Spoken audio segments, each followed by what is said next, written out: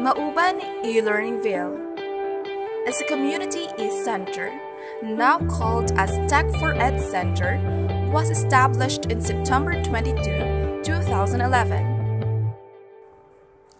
As a public-private partnership program between the local government unit of Mauban, Quezon Power Philippines Limited Corporation, PLDT, DOST ICTO, National Computer Center, UP Open University, House of Representatives 1st District of Quezon, and the Philippine Community E-Center Network Incorporated.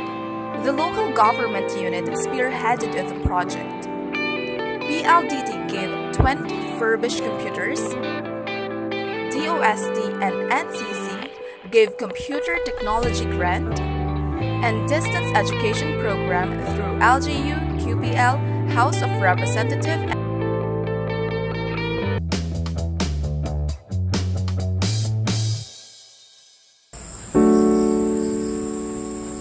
Ako po si Lorena Iluna, isang katutubong dumagat na taga Sitio Buton, Barangay Cagsiay 3, Mauban, Quezon. Dumating po sina Sir Red kasama ang ilang guro na mula sa Pambayang Kolehiyo ng Mauban. Bahagi ng kanilang pagsasanay para sa kanilang programang Digital Literacy at Community Extension Project, Edukasyon sa Nayon. Tuwang-tuwa po ang aming kabataan sa aming pamayanan na dumating sina Sir Red. Halos nga po yung mga kabataan namin ayaw nang umalis sa computer, ayaw nang pahiramin yung iba, gusto sila na lang. Ako naman po tuwang-tuwa nung malaman kong magtuturo sila ng computer, lalo't dadalhin kami sa bayan. Doon lalo po kaming matututo dahil may kuryente na po doon. Dito po sa amin ay walang kuryente, pa rin pong signal, kaya po ang hirap sa internet. Dagat po ang aming dadaanan bago po kami makarating sa bayan. Mag-aaral po ako ng kolehiyo pero hirap pa rin po ako sa pagko-computer. Ngayon po, nung turuan kami, nakita ko po ang kahalagahan nito. Lalo tigit po, pag ngayong ako'y papasok na ng kolehiyo, magagamit ko po ito sa aking pag-aaral.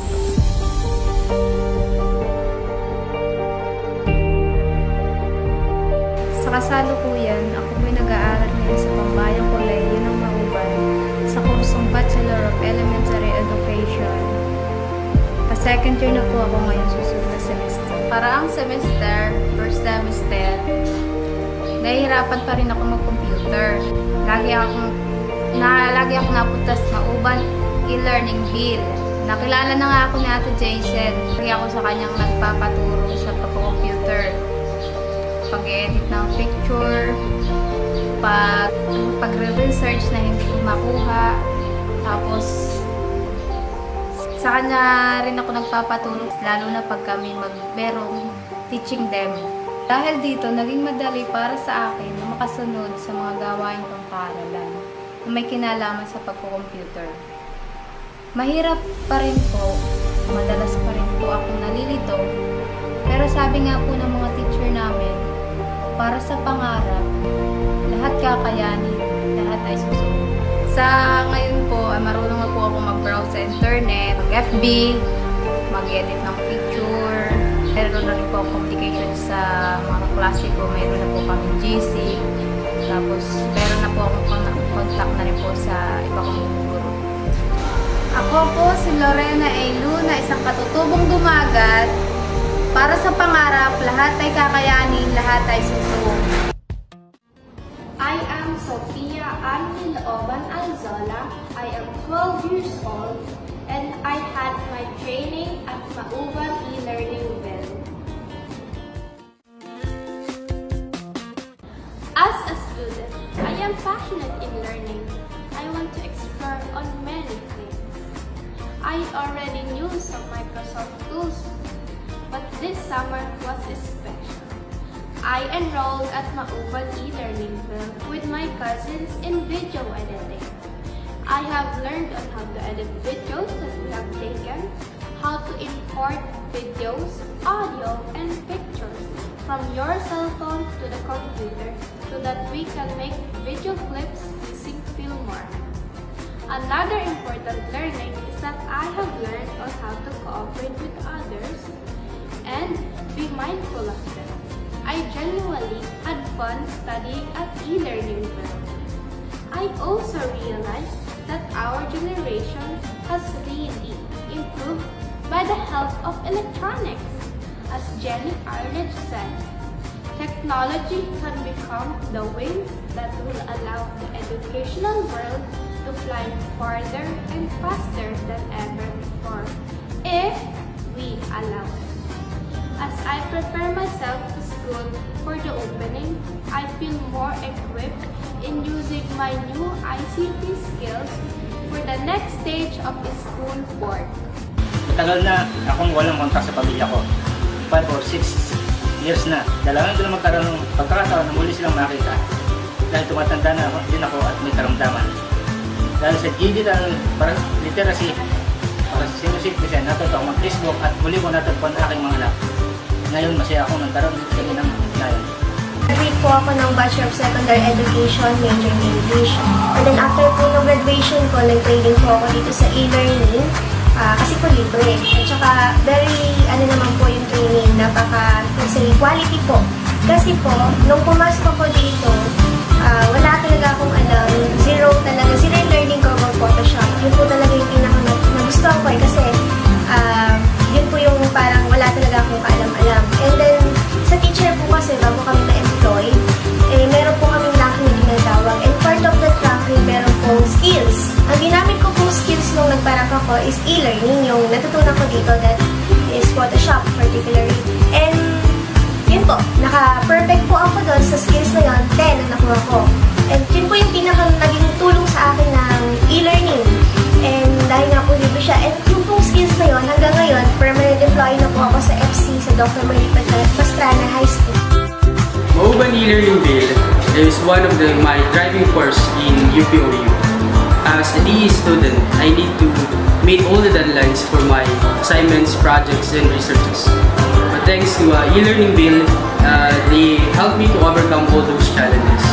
eLearningville expands and further democratizes access to open learning, specifically through promotion and application of distance education and distributed learning. Malaking tulong at kapaki-pakinabang yung community bulletin ng e-center na ipinagkaloob ng USD sa bayan ng Mauban sa programa namin sa Municipal Disaster Risk Reduction and Management Office. Una, yung community bulletin, siya yung nagsisilbing tagapag-send namin ng mga automatic at napapanahong mga message sa ating mga kababayan para sa aming information dissemination at para sa mabilis nilang pagkaalam sa mga sitwasyon at kalagayan ng ating bayan. Malaking tulong din para sa akin yung e-center sapagkat naging katuwang namin itong community e-center namin sa bayan ng Mauban sa programang Community-Based Monitoring System or tinatawag na CBMS. Ito ay isang local planning tool na ginawa ng bayan ng Mauban para mag-come up sa estado ng poverty sa aming bayan at sila ay nakatulong sa akin sa paggagawa ng mga digitize at pagmamapa ng mga poverty maps na ngayon ginagamit namin sa barangay para mag-come up ng barangay development plan. Masasabi ko na sumatotal ang e-center ay malaking tulong hindi lamang para pababain yung computer illiteracy sa bayan ng Mauban kundi para mas pagandahin pa at mas patatagin pa ang mga programa sa lokal na pamahalaan ng bayan ng Mauban. Indigenous People Education. The aims and rationale of the LGU's local school board and Municipal Literacy Coordinating Council stretches far beyond in extending a hand to the indigenous people of the municipality. Gusto ko matagdagan yung nalalaman ko para pag kung mayroon akong mga project sa school na research sa computer, hindi ko na po kailangan suluhin pa yung pinsan ko, pang tulungan kami. Hindi ko po kailangan magkabala pa ng ibang tao upang magawa ko lang yung project ko. Kaya ko nung nag-isa para po sa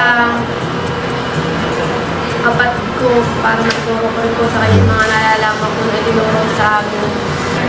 Matutunan tungkol sa computer para kung saan man ako pumunta, hindi kami naiiba sa kanila. Kung kaya nila ay kaya rin namin.